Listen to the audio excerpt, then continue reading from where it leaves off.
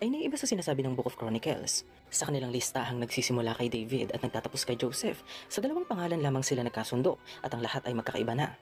Halimbawa na lang mga ka-LE, ayon kay Matthew, ang anak ni David kung saan nag-ugat ang angka ni Joseph ay nagmula sa lahi ni Solomon.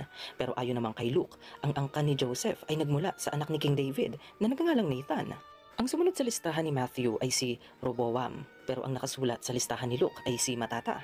Ang sunod na pangalan sa listahan ni Matthew ay Abia, pero ang sunod sa listahan ni Luke ay isang tao na nagngangalang Menan.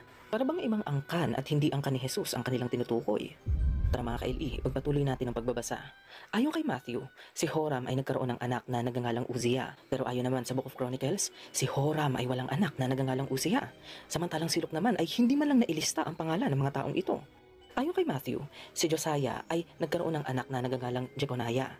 Pero ayon naman sa Book of Chronicles, ang pangalan ng ama ni Jeconiah ay Joachim.